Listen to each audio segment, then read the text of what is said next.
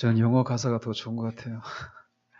막 주님이 찾아오셨을 때 치르셨던 그런 고난, 또 나서셨을 때 그 안에 있는 그 우리를 향한 그 사랑의 마음, 또 찾았을 때 막 기뻐하는 거 있잖아요. 영어로 rejoice 하라고 하잖아요.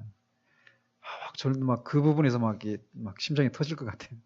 정말 우리를 찾으셨을 때 사실 얼마나 우리가 주님께 실장 믿지는 장사죠. 일종의 주님이 치르신 것에 비해서 우리가 어떤 이득을 드리겠어요, 주님께.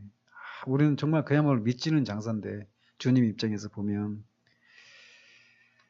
그런 우리를 찾으시고 당신이 치르신 그런 희생이 있음에도 불구하고 기뻐하라고 내 것을 다시 찾았다라고 하는 그 부분에서 막 이렇게 마음이 먹먹해지더라고요. 저는 그 찬양 이렇게 들으면서.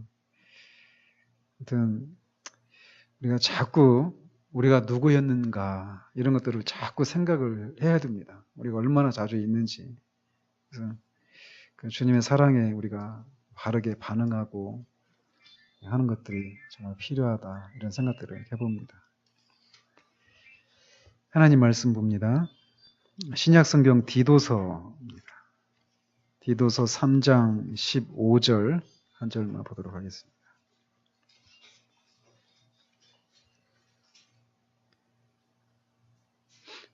제가 이제 성경은 350쪽에 있습니다. 디도서 3장 15절 같이 읽도록 하겠습니다. 나와 함께 있는 자가 다 내게 문안하니 믿음 안에서 우리를 사랑하는 자들에게 너도 문안하라.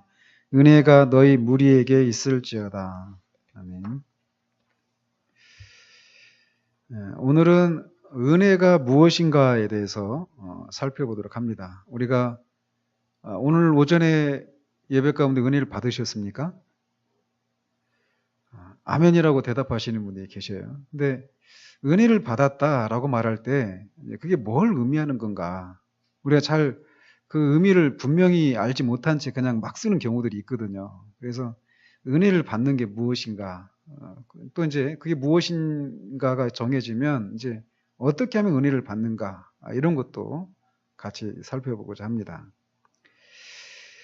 사도는 오늘 본문에서 그의 서신을 이렇게 모두 마치면서 나와 함께 있는 자가 다 내게 문안하니 믿음 안에서 우리를 사랑하는 자들에게 너도 문안하라 라고 말을 합니다.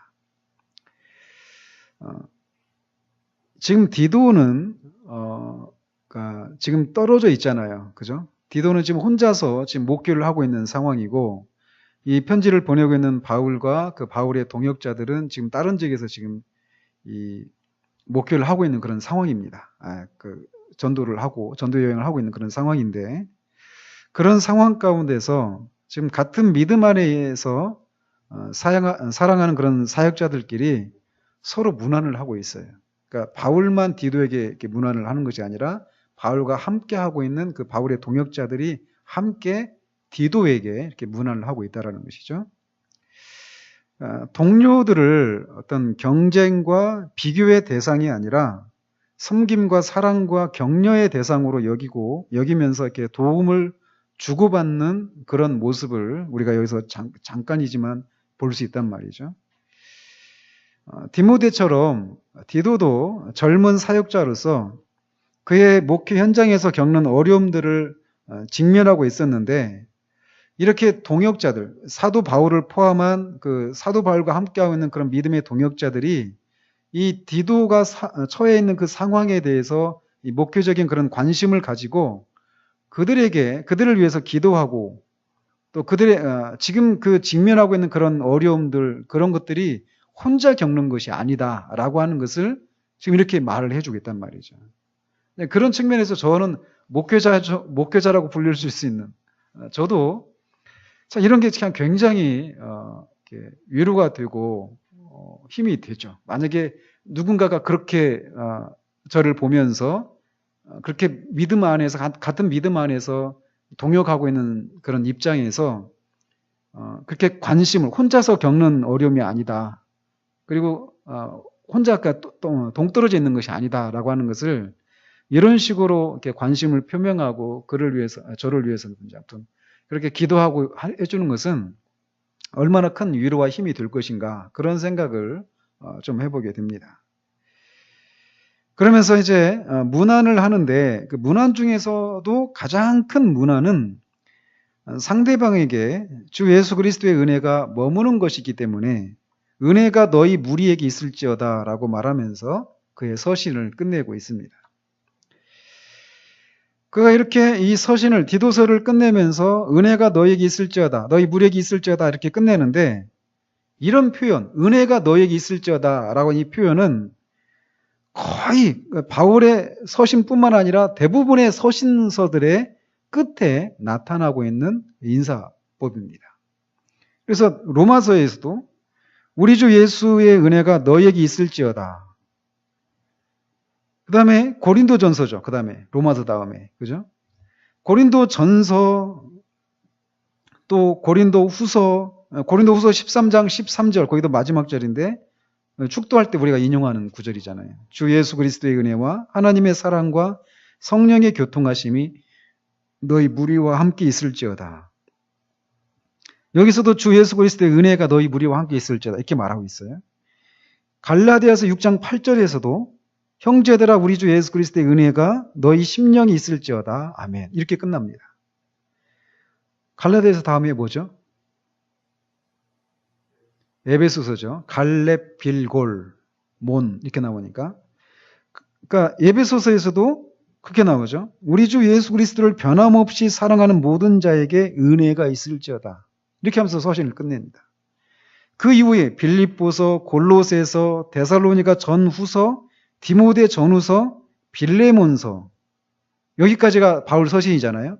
그리고 나서 히브리서에서도 은혜가 너희 모든 사람에게 있을지어다 이렇게 인사를 하고 있고, 그리고 맨 마지막 성경인 계시록에서도 주 예수의 은혜가 모든 자들에게 있을지어다 아멘 하고 그렇게 끝을 맺고 있습니다.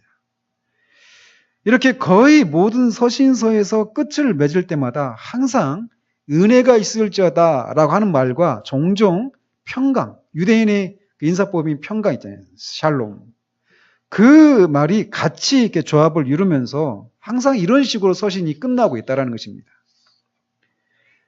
특별히 바울의 서신의 맨 마지막 부분은 이렇게 항상 성도들의 심령에 주 예수 그리스도의 은혜가 함께하기를 축복하고 이렇게 마치고 있는데, 마지막만 그렇게 끝내고 있는 것이 아니라 그의 서신에 인사하는 그 처음 부분에서도 갈라디아서를 제외한 모든 서신도 이렇게 주의 은혜와 평강이 있을지어다라고 하면서 서신이 시작이 됩니다.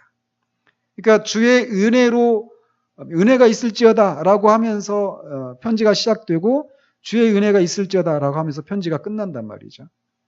이런 걸 소위 봉투기법이라고 합니다. 봉투기법이라고. 그래서 근데 이제 이렇게 인사하는 거, 은혜가 너희 무리 가운데 있을지어다, 이런 인사가 의례적으로 하는 어떤 상투적인 문안 인사 정도가 아니라는 것이에요. 왜 그런 말씀을 할 수 있느냐면, 은혜가 무엇인가를 알면 우리가 그런 생각을 얼마든지 할 수 있다는 것이죠. 우리는 흔히 말씀을 듣거나 기도하거나 찬양하고 또는 다른 사람과 교제하거나 또는 어떤 간증을 들으면서 은혜를 받았다라고 하는 말을 종종 합니다. 그죠? 이게 매번 있어야 되는데 종종 하는 것이 문제예요. 근데 이제 종종 하는 경우에도 우리가 많은 경우 은혜를 받았다라고 말할 때 우리의 마음이 뜨거워지고 눈물을 흘렸다, 어떤 이런 정도로 은혜를 받은 것을 그런 개념으로 생각하면서 그런 표현을 하는 경우들이 많다라는 것이에요. 그러나 은혜를 받는다라고 하는 것은 단지 감정적인 뜨거움만을 가리키는 것이 아니라는 것이죠. 반짝이는 모든 것이 금이 아니듯이 이 정서에도, 그런 감정에도 거짓된 정서가 있을 수 있다라고 하는 것을 우리가 알아야 한단 말이에요. 그러나 은혜를 받으면 분명히 이렇게 우리 마음이 뜨거워지고 뭐 눈물을 흘리는 경우도 있고 그런 건 사실이에요. 그렇지만 성경에서 말하는 일반적인 은혜의 의미는 어떤 우리의 감정이 뜨거워지고 눈물을 흘리고 어떤 이런 감동을 받는 어떤 감정적인 측면을 먼저 얘기하는 것이 아니라 이런 거라는 거죠. 즉, 인간이 은혜가 뭐냐라고 물어보면 인간이 도덕적인 삶을 살도록 준비시켜주는 하나님의 능력, 이게 은혜에 대한 정의예요. 그러니까 우리가 도덕적인 삶을 살아갈 수 있도록 하나님이 우리에게 능력을 주시는 것, 이게 은혜를 받는다라고 하는 개념이란 말이죠. 그러니까 도덕적인 삶이다. 이건 다른 말로 하면 하나님의 뜻대로 살아가는 거예요. 계명을 따라서 살아가는 거죠. 말씀을 살아가는 거. 그러니까 말씀을 살 수 있도록 하나님이 능력을 주시는 것, 이게 은혜를 받는 것이다라고 말할 수 있단 말이에요. 근데 그런 과정 속에서 우리의 마음이 뜨거워지고 또 그 말씀대로 살고자 하는 그런 마음이 일어나고 눈물도 흘리고 하는 일들이 있을 수 있죠. 그러나 그것보다 더 중요한 것은 그 능력, 실제로 살 수 있는 능력이 임하는 거란 말이에요. 이게 은혜를 받는 것이다라는 것이죠. 이것을 받을 때 말씀드린 것처럼 우리 안에 하나님의 뜻에 순종하고자 하는 거룩한 이런 정서가 동반되는 것은 사실이에요. 그러나 반대로 이런 정서가 있다고 해서, 이런 눈물이 있다고 해서 은혜를 받았다라고 말할 수는 없는 경우도 있을 수 있다는 것을 우리가 유념해야 된다는 것이죠. 그러나 반대로 은혜를 경험하면 이렇게 감정이, 우리의 마음이 뜨거워지고 또 그것을 인해서 우리가 이렇게 눈물을 흘리고, 그 눈물은 뭐 여러 가지 감정이 섞여 있는 거죠. 그런 것이 있는 것은 사실입니다. 그렇기 때문에 어느 분이 그런 말씀하셨는지 제가 기억이 안 나는데, 웨슬레가 했나 누가 했는지 제가 어느 분이 했는지는 정확히 기억이 안 나요. 근데 어떤 분이 그런 얘기를 했어요. 성도의 마른 눈으로는 하나님 나라를 볼 수 없다. 이런 식의 얘기를 했어요. 그러니까 눈물이 없이 하나님의 은혜를 논할 수는 없는 것입니다. 그렇기 때문에 우리가, 이거는 기질의 문제가 아니에요. 얼마나 내가 잘 쉽게 감정이 이렇게 동하고 눈물이 많지 않은지 이런 문제가 아니라는 것입니다. 기질의 문제가 아니에요. 그래서 우리가 우리의 신앙생활을 돌아보면 우리가 눈물이 많았던 시기가 보면 또 은혜가 있었던 시기이기도 합니다. 또 반대도 성립할지만 말이에요. 그렇기 때문에 그런 면에서 우리는 좀 돌아볼 필요가 있어요. 우리 자신을. 근데 어쨌든 우리가 여러 가지 채널을 통해서 은혜를 받았다라고 했을 때 우리는 먼저 이렇게 떠올리는 것이 아까 말씀드린 것처럼 감정이 이렇게 자극을 받고 뜨거워지고 눈물을 흘리고 하는 이런 것을 먼저 떠올리기 쉽다라는 것입니다. 그런데 그런 것이 반드시 이렇게 은혜를 받았다라고 말할 수는 없는 경우도 있다라고 하는 것을 우리가 유념해 둬야 된다라는 것이에요. 우리가 이렇게 주로 이제 말씀을 들을 때 우리는 이게 말씀을 살지 않은 것에 대해서 마음의 찔림을 받고 또 회개를 하는 경우들이 있잖아요. 근데 이 말씀에 마음의 찔림을 받고 회개하는 것은 어디서 나오는 거냐면 항상 그거보다 앞서 있는 것은 무엇이냐면 우리가 이렇게 말씀을 따라서 말씀대로 살지 못하고 있는 우리들의 모습을 우리도 분명히 알고 있어요. 그런데도 불구하고 우리를 여전히 사랑하시는 그 주님의 사랑을 깨달았을 때 그때 우리는 우리의 마음이 찔림을 받고 또 그렇게 살지 못했던 것들에 대해서 하나님 앞에 죄송한 마음을 가지면서 이렇게 회개하고 눈물을 흘리게 된단 말이죠. 그래서 은혜를 경험할 때는 항상 이런 생각들이, 이런 깨달음들이 같이 동반되어 있다는 것이에요. 그리고 우리가 그렇게 말씀을 따라 살지 못하는 것을 이제 깨닫고 회개하고 그것을 슬퍼하고 또 동시에 그럼에도 불구하고 그런 우리를 여전히 사랑하시는 그 주님의 사랑과 그 용서를 생각할 때 우리 마음이 동하게 되는 것이죠. 그리고 또 그 하나님의 그런 사랑과 용서를 우리는 어떻게 알 수 있습니까? 어떤 것을 통해서? 그것은 결국 그리스도를 통해서 십자가에서 이루신 그 일들을 우리가 다시 리마인드 한다고 그러잖아요.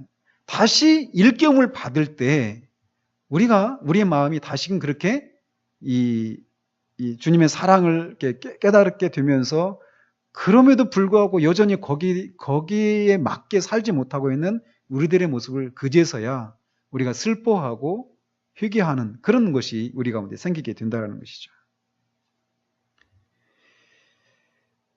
그러면서 우리가 그렇게 살지 못하게 만들었던 것에 대한 그런 미워하는 마음, 혐오하는 마음 이런 것들이 생겨나고 여전히 거기 계셔서 우리를 여전히 사랑하고 계시는 주님의 마음을 아프게 드리지 않고 싶어하는 그런 마음과 함께 그 주님의 뜻에 순종하려고 하는 그런 마음이 우리 가운데 일어나게 된다라는 것이 그것이 소위 은혜를 받았다라고 말할 때 말하는 것이라는 것이죠. 그래서 은혜는 이렇게 이 성도들이 도덕적인 삶을 살도록 준비시켜주는 하나님의 능력, 즉 하나님의 뜻에 순종하며 살아갈 수 있도록 하나님이 주시는 그 능력을 받는 것이다 라고 말할 수 있다는 거예요. 그러니까 단순히 은혜로운 감정이 생겼던 것으로 만족하고는 그 감정이 사라짐과 동시에 하나님의 뜻을 행하는 것에는 무관심하거나 그렇게 된다면 그것은 진정한 의미로 은혜를 받은 것이다라고 말할 수가 없을 수 있다는 겁니다. 은혜는 그렇기 때문에 결국 하나님의 뜻을 행하기 위해 필요한 능력을 가리키는 것입니다. 그러니까 어때요? 이 은혜가 없으면 하나님의 뜻을 행할 수가 없다라는 거예요. 하나님의 뜻을 행하기 위해서는 은혜가 있어야 돼요. 우리의 어떤 의지와 우리의 어떤 그 열심, 이것으로 하나님의 뜻을 행할 수 있는 것이 아니라 그 삶을 행할 수 있는 능력인 은혜가 반드시 있어야 한다는 것이죠. 그러니까 사도는 은혜가 이런 것이다라고 하는 것을 알고 있으니까 하나님의 뜻대로 살 수 있는 하나님이 주시는 능력이 바로 은혜다라고 하는 것을 알고 있기 때문에 이렇게 그의 서신의 처음과 끝을 주의 은혜가 있을지어다라고 인사하고 있다는 거예요. 이 은혜가 없으면 그가 그의 서신을 맺기 전까지 권면했던 내용들 있잖아요. 그 앞에서 은혜가 있을지어다 그 앞에까지 언급했던 그 많은 권면들을 살아갈 수가 없다라는 거예요. 그러니까 그 권면대로 살아가기 위해서는 은혜가 필요하기 때문에 이렇게 그 서신의 끝을 은혜가 있을지어다라고 끝맺고 있다는 것입니다. 우리의 구원이 은혜로 시작이 되었지만 또 동시에 구원 이후의 삶 역시도 그리스도의 끊임없는 은혜가 필요함을 누구보다도 절실하게 그가 알았기 때문에 이렇게 편지 끝에 이렇게 인사를 하고 있는 것이지 이게 어떤 의례적으로 하는 어떤 상투적인 그런 표현이 아니다라는 것입니다. 사도는 성도들을 향해서 부자가 되세요, 건강하세요 이런 식의 인사를 하지 않아요. 행운이 깃들기를 바란다고도 말하지 않습니다.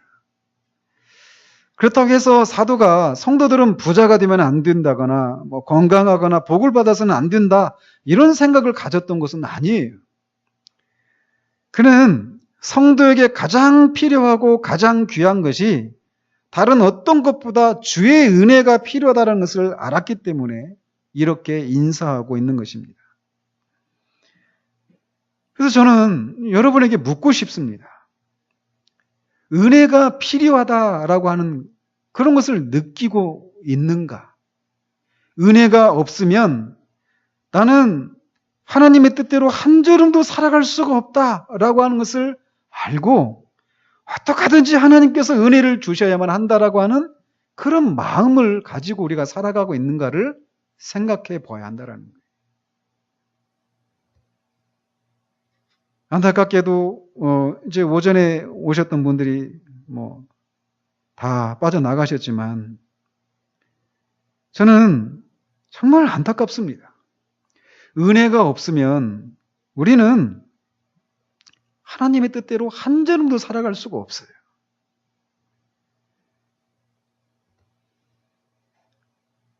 그렇기 때문에 우리가 이 주일날 예배에 나와서 이렇게 말씀을 듣고 또 찬양하고 기도하고 이렇게 예배하는 이런 모든 것 통해서 또 성도의 그런 교제를 통해서든지 어떤 채널을 통해서든지 은혜를 받지 않고 또 우리의 삶의 자리로 돌아간다면 나는 불을 보듯 뻔하게 내일이면 또 실패할 수밖에 없는 그런 우리들의 모습을 생각할 때 은혜가 없는 채로 다시 돌아가는 그런 모습을 보는 것 같이 안타까운 모습이 없습니다.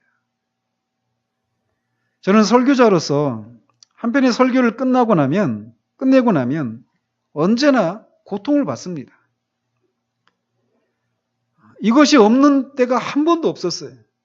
저는 그래서 그 사도가 그러잖아요. 누가 이 일을 감당하랴. 그러니까 이 설교자의 그런 측면만 있는 건 아니죠. 그런 측면만 있는 건 아니지만 늘 고통을 받습니다. 왜냐하면 우리들 중에는 은혜를 받지 못하는 사람들이 늘 있기 때문에 그래요. 그들 앞에서 제가 아무것도 할 수 없는 그런 저 자신의 그런 부족한 모습을 늘 발견할 수밖에 없습니다. 그러면서 은혜가 없이도 그냥 아무렇지도 않은 것처럼 터벅터벅 또 삶의 자리로 돌아가는 그런 모습을 보는 것이 안타깝게 그지없습니다. 은혜가 없으면 우리는 하나님의 뜻에 순종하는 삶을 살아갈 수가 없습니다. 조금도 살아갈 수가 없습니다. 의무감만으로는 하나님의 뜻에 순종하며 사는 것은 불가능해요. 그래서 은혜가 없으면 우리 신앙은 자발적인 신앙이 아니라 억지 신앙이 되기 쉽습니다. 한 개인이 은혜가 없으면 하나님의 뜻대로 살지도 못하고 억지 신앙이 되기 쉽고 신앙의 기쁨도 사라지고 그 결과 우리 영혼도 거칠어요. 은혜가 없을 때의 우리의 삶을 보십시오. 관계들 속에서 얼마나 우리의 거친 모습들을 보게 됩니까? 마찬가지로 교회도 마찬가지예요. 한 교회도 은혜가 넘치면 교회가 문제가 없는 교회가 아무도 없거든요. 근데 은혜가 있으면 교회가 또 그 문제가 그렇게 문제거리가 되지 않은 채로 또 교회가 그렇게 살아갑니다. 그러나 은혜가 없으면 교회가 시끄럽고 성도들은 거칠고 힘든 모습을 보게 됩니다. 그렇기 때문에 우리는 은혜를 받되 늘 받아야 돼. 한 번 받은 은혜로 한 주간을 사는 게 아니에요. 늘 받아야 됩니다. 우리 삶의 자리 가운데서 말이에요. 그래서 은혜를 받기 위해서 늘 힘을 써야 되는데 우리가 알다시피 우리가 사는 세상은 우리가 하나님과의 관계에 충실하면서 은혜를 누리도록 단 한순간도 장려하지 않는다라는 것이에요.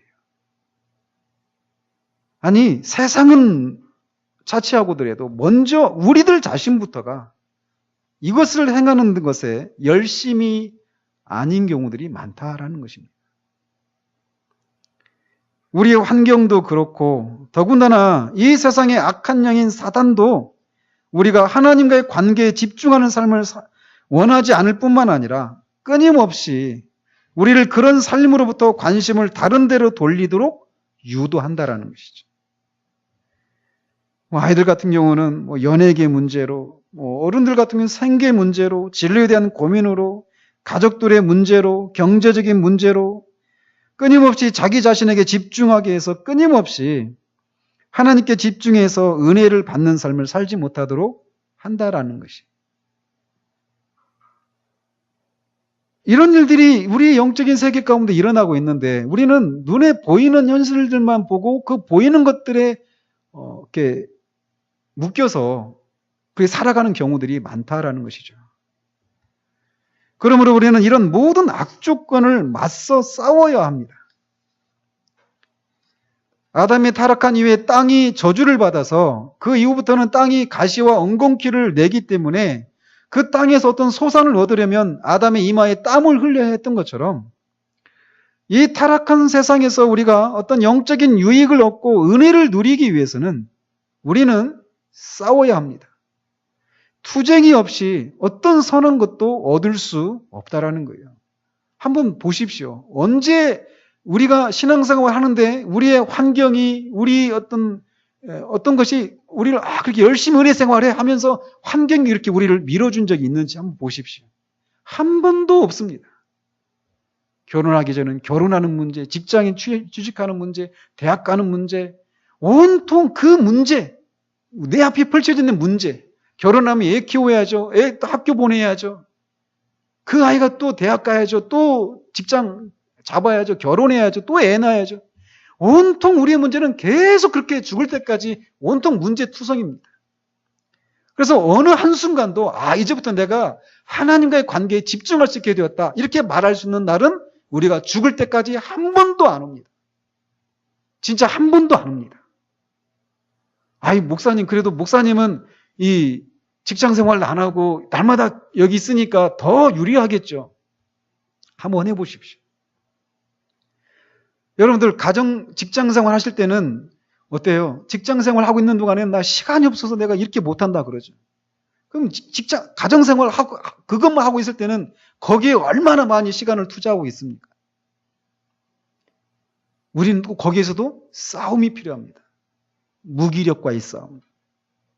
그래서 싸움이 없이 어떤 은혜를, 환경이 좋으니까 은혜가 자연스럽게 임한다, 이건 없다라는 거예요. 그렇기 때문에 우리는 은혜를 누리기를 위해서 싸워야 됩니다. 그렇다면 우리가 은혜를 받는 수단은 어떤 것들이 있는가라는 것이, 말씀과 성례와 기도, 이것이 은혜의 수단입니다. 하나님께서는 말씀을 통해서, 또 우리에게 성례, 우리가 성찬을 했죠. 성례는 성찬과 세례가 있잖아요. 또 기도라고 하는 이런 것을 통해서 우리에게 은혜를 주십니다. 토조 목사님은 여기에다가 찬양을 포함시키기도 합니다. 저도 거기에 어느 정도 동의를 합니다. 근데 여기에서 성례, 이거는 우리가 임의대로 할 수가 없잖아요. 그죠?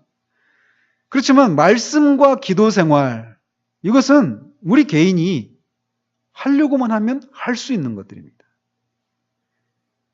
그래서 우리는 이 은혜를 누려야만, 은혜를 받아야만 하나님의 말씀대로 살 수 있기 때문에 이것을 힘을 써야 되는데, 은혜를 누리기 위해서 힘쓴다라고 할 때는 말씀과 기도라고 하는 이 수단을 통해서 은혜를 받는다라는 거예요. 그렇기 때문에 말씀과 기도 생활에 우리가 힘을 써야 된다라고 하는 말과 은혜를 받기 위해서 힘을 써야 된다 하는 말이 같은 의미다라고 할 수 있다는 것이죠.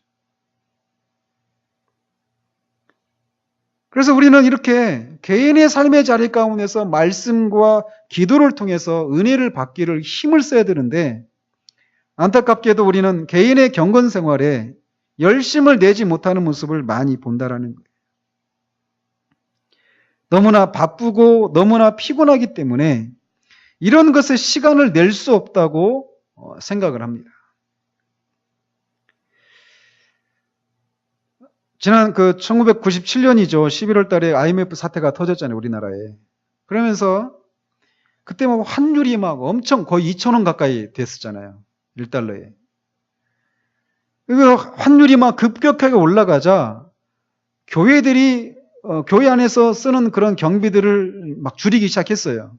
여기저기 다 경비를 줄였죠. 그 중에 먼저 줄인 비용이 선교사들을 지원하는 비용이었다는 얘기를 들은 적이 있어요.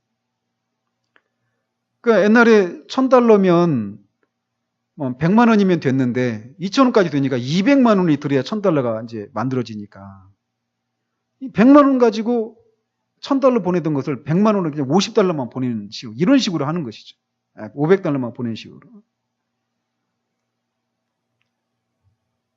그러니까 그런 얘기를 들었는데 그런 것처럼 우리는 분주하거나 또 분주한 것 때문에 피곤해지면 우리의 시간 중에 가장 먼저 줄이는 시간은 이 경건 생활이에요.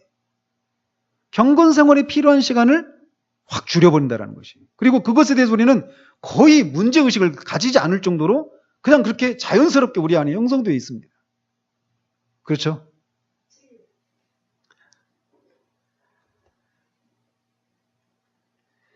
그래서 저는 이 분주해지고 그것 때문에 피곤해져 있는 그런 상황 가운데서 경건 생활을 여전히 유지하고 있는, 은혜 생활을 여전히 유지하고 있는 이런 사람들을 별로 보지 못했습니다. 은혜를 누리다가 상황이 바뀌어서 바빠지고 피곤해지면 피곤하니까 먼저 쉬어야 되고 잠을 자야죠. 그래서 그 시간들을 최대로 확보하고 그러고 나서 남는 시간이 있으면 경건 생활에 사용합니다. 뒷전이란 말이지 이게. 이것은 마치 로이 존스 목사님이 당시 영국 사회에서 아들이 여러 명 있는 집안에서 장남은 해군에 보내고 차남은 육군에, 그 다음은 의회, 그리고 난 다음에 남은 아들이 있으면 목사가 되게 한다는 그런 식으로 쓰이라고 말했던 것처럼 은혜를 누리기 위해 필요한 경건의 시간이 항상 우리의 삶에서 뒷전인 경우가 많다라는 것입니다. 근데 마르틴 루터는 종교개혁을 그가 종교개혁을 의도하고 일으킨 건 아니란 말이에요. 근데 어쨌든 그게 촉발이 되면서 막 종교개혁이 일어났는데 그가 생각할 수 없었을 정도로 어마어마한 일들이 일어났습니다. 너무 일이 많아진 것이죠. 근데 그가 그렇게 말했다고 그래요. 오늘은 할 일이 너무나 많으니까 다른 날보다 더 기도해야 되겠다. 다른 날보다 더 많이 3시간 동안 기도했다고 그래요. 그렇게 하고 하루의 일을 시작했다라는 것이죠. 하나님은 기억하십시오. 하나님은 우리가 바빠지고 피곤해질 때 그 상황을 통해서 우리가 무엇으로 살아가는 사람인지를 시험하십니다.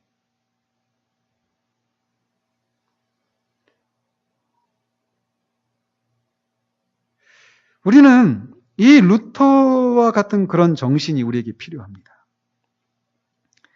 우리는 이렇게 예배를 드리다가 막 이렇게 피곤해가지고 잠이 막 졸리고 잠이 오는 경우들이 있잖아요. 그런데 하나님께서 은혜를 주실 때 막 방금 전까지 막 주체할 수 없이 졸음이 쏟아지고 잠을 이기지 못했던 사람이 은혜를 경험할 때 갑자기 정신이 맑아지고 육체까지도 잠이 싹 달아나면서 육체까지도 새롭게 되어지는 것을 우리는 종종 경험합니다. 그런 적 있지 않아요? 우리는 하나님께서 우리에게 요구하시는 것은 우리가 육체해져서 우리의 영혼을 돌보는 일에 실패하는 것을 원하지 않으십니다. 오히려 영혼이 우리의 육체를 다스리는 것이 무엇인지를 우리가 알기를 원하신다라는 거예요. 이것을 훈련하는 기간이 바로 우리가 극도로 바빠지고 피곤해지는 그 기간을 통해서 우리를 이 훈련을 시키신다라는 것이에요. 그런데 우리는 그 바빠지고 피곤해지면 오히려 그 시간을 줄여버린다라는 것이죠. 근데 영혼이 육체를 다스리는 이 방법을 이 시간을 통해서 훈련하셔요. 그래서 평상시보다 잠을 덜 자는데도 더 육신이 강건해지고 또 활기찬 그런 모습으로 살아가도록 하시기도 한단 말이죠.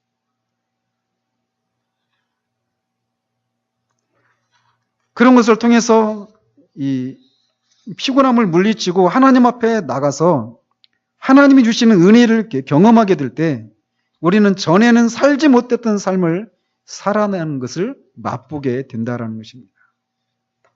개인적으로도 돌아보면 제 삶이 굉장히 바쁘고 피곤했을 때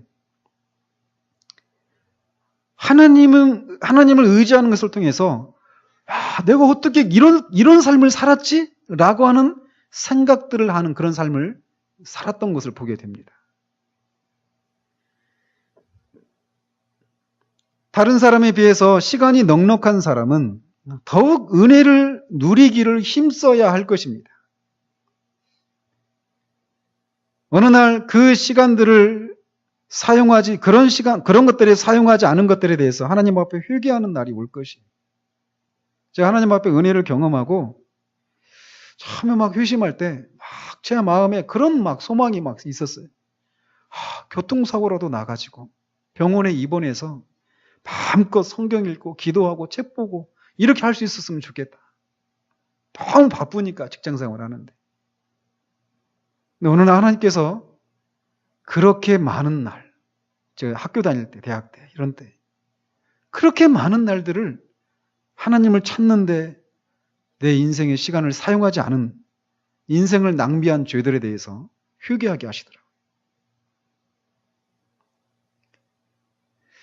분주한 가운데 있는 사람들은 이렇게 항변할지 모릅니다. 진짜 시간이 없습니다. 라고 말해요. 그러나 기억하십시오. 궁즉 통입니다. 궁하면 통합니다. 이게 무슨 말씀입니까?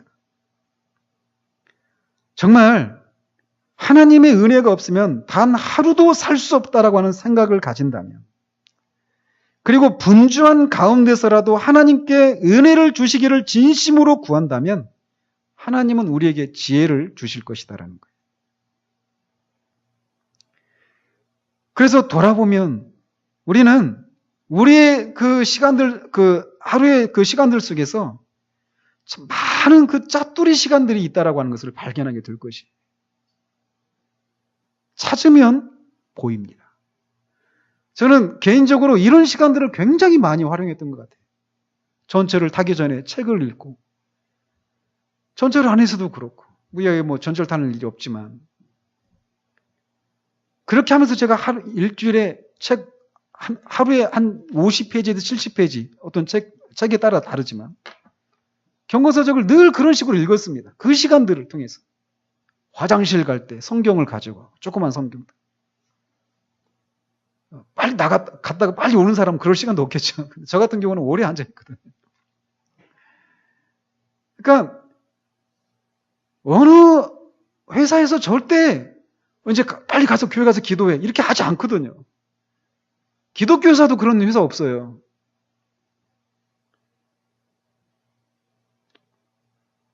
그러면서 은혜를 반드시 받아야 된다라고 하는 이 생각을 가지면 그런 짜투리 시간들, 또는 자판을 두드리면서도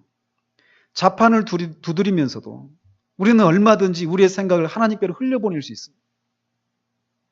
몸은 우리가 거기에서 구속되어 있을지 모르지만 우리 영혼은, 우리 정신은 구속할 수가 없거든요. 일을 하면서도 우리는 끊임없이 마음을 하나님께로 흘려보낼 수 있거든요. 업무를 위해서 장소를 옮기면서 그야말로 그 막간을 이용해서 걸으면서도 속으로 하나님께 기도하는 것을 배우게 하십니다. 찾으면 말이에요. 심지어는 커피 자판기 앞에서 동전을 넣고 누르고 커피 나오는 그 짧은 시간, 그 시간도 우리는 하나님을 향해서 마음을 쏟아 올려보낼 수 있어요.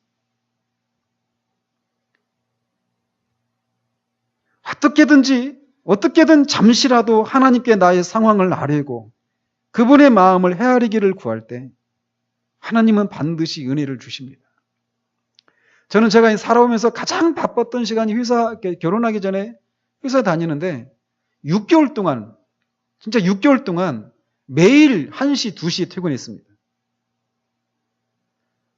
주말도 없었고, 저 5일 근무하는 회사 다녔거든요. 그런데 주말도 없었고, 주일날도 예배 드리고, 오전 예배 드리면 가야 됐어요. 회사 일 때문에. 그 생활을 6개월 했습니다. 몸도 완전히 파김치가 됐죠. 잠을 못 자니까 말이에요. 근데 그런 시간을 통해서 제가 말씀드린 게 다 경험에서 나오는 거예요. 그 짜투리 시간들. 커피를 자판기 누르면서 저는 막 속으로 우는 거예요. 하나님 앞에. 하나님, 언제나 내가 하나님 앞에 마음껏 나가서 하나님과 교제할 수 있을까? 언제나 그런 날이 올까요? 근데 하나님은 그 짧은 기도, 이것에 하나님의 마음을 보이십니다. 그래서 다시 살 수 있게 만들으셔요.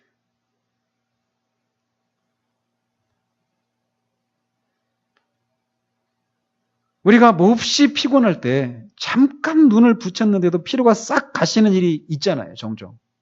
그런 것처럼 우리가 이 짧은 순간의 교제를 통해서 주시는 은혜가 우리의 피곤하고 과도한 업무를 감당할 수 있도록 하는 힘을 주시는 그런 통로가 될 수 있다는 것입니다. 로렌스 형제가 설거지를 하면서도 하나님의 임재를 누렸다고 말하고 있잖아요. 그 시끄러운 상황 속에서도 말이에요. 하나님은 우리가 특별히 시간을 내어서 골방에 들어가 기도하지 못할 정도로 분주한 때에도 이런 짜투리 시간들을 사용해서라도 하나님과 함께 하고자 하는 것을 배우게 하시고 그것을 사용해서 은혜를 누리고자 하는 사람에게 나중에는 더 자유로운 시간을 주시기도 하는 것입니다. 그런데 많은 사람들이 그렇게 바빠지고 피곤해지면 가장 먼저 줄여버리는 시간이 이 시간이라는 거예요. 그러다가 더 시간이 지나면 무감각해져 버리는 것을 봅니다. 그래서 분주해지지 않았으면 좋겠다. 바쁘지 않았으면 좋겠다. 이런 상황만을 찾는다라는 것이죠. 그러나 그런 날은 안 옵니다. 그러므로 우리는 이것을 배워야 돼요. 가장 먼저는 은혜가 없으면 나는 한 걸음도 살아갈 수가 없다. 제가 아직 그 카페에 올리지 않았지만 나는 걷는 것조차 할 수가 없습니다. 주님이 내 손을 잡고 인도하시는 것이 아니면 나는 걷는 것조차 할 수 없습니다. 이런 제목의 찬양이 있어요. 그것이 우리 가운데 있다면 하나님은 우리에게 지혜를 주셔요. 진짜 이전처럼 더 많은 시간을 기도에 투자할 수 있는 그런 환경은 아닐지 몰라도 그 낭비되어지는 시간들, 사람들과 잡담하면서 보내는 시간들, 다른 어떤 다른 것들에 낭비되어지는 그런 시간들을 이렇게 하나님과 교제하는 그런 시간들로 활용할 수 있는 그런 지혜들을 주신다라는 것입니다. 그래서 그런 속에서 주시는 은혜로 말미암아서 내가 어떻게 그렇게 치열하게 살 수 있었지? 라고 하는 그런 생각이 드는 그런 삶을 살 수 있도록 하신다라는 거예요. 오늘날 우리 사회의 가장 큰 문제 중에 하나는 바로 사회의 양극화 현상이라고 할 수 있습니다. 있는 자는 더 가지게 되고 없는 자는 더 없게 되는 것을 말하는 것이죠. 서로 간에 그런 차이가 많은 것이죠. 그래서 상위 계층과 극빈층과의 차이를 나타내는 그런 지수가 있어요. 경제 지표가. 그걸 지니계수라고 하는데 이것이 0에 가까우면 소득이 평등하게 분배된 사회다라고 할 수 있습니다. 오늘날 우리는 이 지니계수가 굉장히 커져가고 있어요. 점점 더. 이렇게 사회에서는 부익부, 빈익빈 이 현실이 점점 이렇게 더 거칠어져 가고 커져가고 있는데 은혜의 세계에도 이런 일이 일어나고 있습니다. 무릇 있는 자는 받겠고 없는 자는 그 있는 것도 빼앗기리라 라고 성경은 말하고 있습니다. 그러므로 우리는 다시금 우리의 삶을 돌아봐야 합니다. 그래도 비교적 시간을 많이 확보할 수 있는 그런 환경 가운데 있든지 또 반대로 정말 시간을 낼 수가 없는 그런 상황 가운데 있든지 이러거나 저러거나 우리는 은혜가 없으면 하나님의 뜻대로 살 수 없다라고 하는 것에서는 공통분모로 다 묶일 수 있다라는 것이에요. 그러므로 우리는 어떤 상황 가운데 있든지 은혜를 받아야만 된다라고 하는 이 생각으로 우리를 다시금 무장시켜야 돼요. 정말 은혜가 필요한 삶을 우리는 살아야 한다라는 것이죠. 그래서 정말 이게 항상 이게 아이러니한 상황이에요. 이 교회 안에서 이런 얘기를 들어야 될 사람은 여기 없는 사람들이 대부분이에요. 참 아이러니하죠. 근데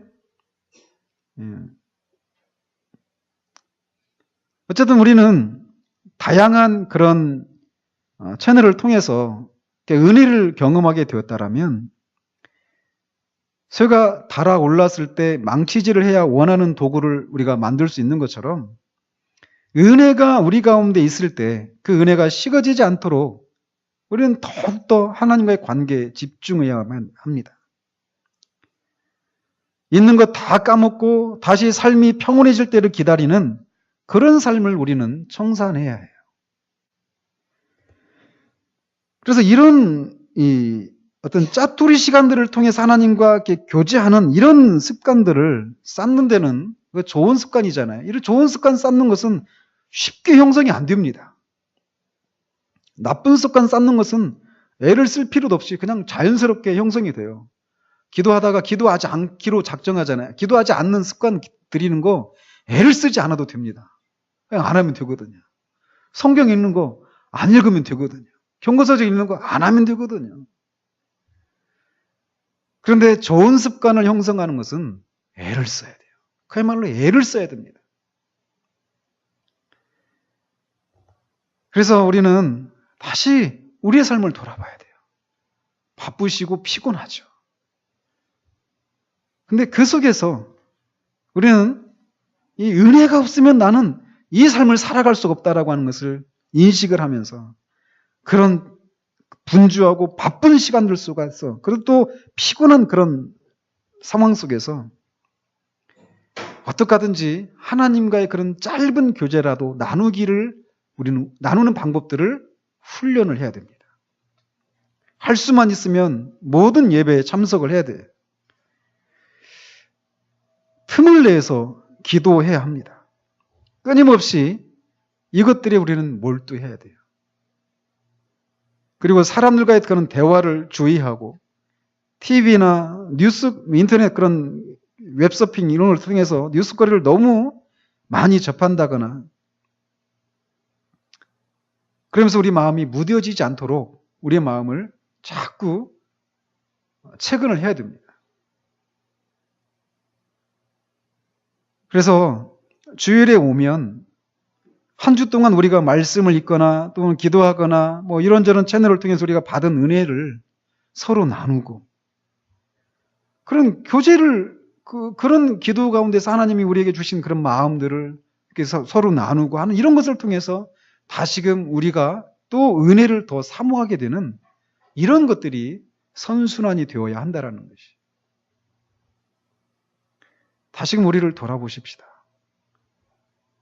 바쁘시고 분주한 거, 피곤하신 거 다 이해를 합니다. 그런데 우리는 살아야 되잖아요. 피곤해도 우리는 살아야 되잖아요. 바빠도 우리는 살아야 되잖아요. 그 삶은 은혜를 받는 것을 통해서만 가능해요. 그렇기 때문에 누구도 핑계할 수가 없는 거예요. 바쁘다고 피곤하다고 사는 걸 포기하는 건 아니잖아요. 그러므로 우리는 다시 기본으로 돌아가야 됩니다. 우리가 누구인가? 우리가 어떤 은혜를 입은 사람들인가? 무엇을 위해서 살아가야 될 사람인가?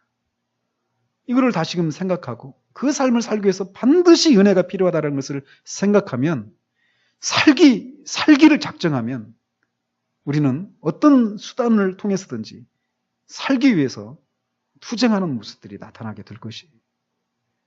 이 한 주간 우리 그렇게 살기를 바랍니다. 그래서 다음 주에 모였을 때는 우리가 그런 투쟁의 과정 속에서 주신 은혜들을 나누고 또 서로의 마음을 하나님을 향해서 더 가까이 갈 수 있도록 이렇게 북돋워주는 그런 교제들이 있기를 바랍니다. 기도하겠습니다.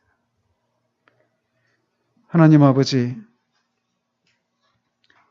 어떤 상황도 하나님의 눈 밖에서 일어나는 상황은 없습니다. 우리가 바빠지고 피곤해지는 그런 상황도 하나님이 아시는 상황입니다. 그렇게 우리가 바빠지고 피곤해지면 우리는 가장 먼저 하나님과의 그런 교제를 나누는 그런 시간들을 먼저 줄이려고 합니다. 왜냐하면 몸이 피곤하기 때문에 그렇습니다. 그래서 몸이 영혼을 통제하는 그런 상황 가운데 우리가 있는 경우들이 많은 것을 주님 앞에 고백을 드립니다. 하나님, 그러나 하나님은 그런 상황을 통해서 우리 육체가 영혼을 통제하는 것이 아니라 영혼이 육체를 통제하는 그것을 그런 상황을 통해서 배우도록 하신다라는 것을 기억하는 우리들 될 수 있도록 주님 도우시옵소서. 하나님의 은혜가 아니면 우리는 한 걸음도 하나님의 뜻대로 살아갈 수가 없는 사람들이라는 사실들을 기억할 때 우리가 정말 분주하고 피곤한 그런 상황 가운데서도 살기 위해서 어떤 식으로든지 주님의 은혜를 찾는 모습으로 나타날 것임을 우리가 기억할 때 이 한 주간도 우리가 그렇게 살기 위해서 은혜를 찾고 우리에게 주어진 그 상황 속에서 낭비되어지는 그 모든 그 틈자투리 시간들을 주님과 교제하는 데 사용하는 그런 지혜들을 배워서 그런 속에서도 이전에 우리가 도무지 감당할 수 없었던 그런 삶을 살아내는 그런 우리들 될 수 있도록 주님 도우시기를 원합니다. 예수 그리스도 이름으로 기도합니다. 아멘.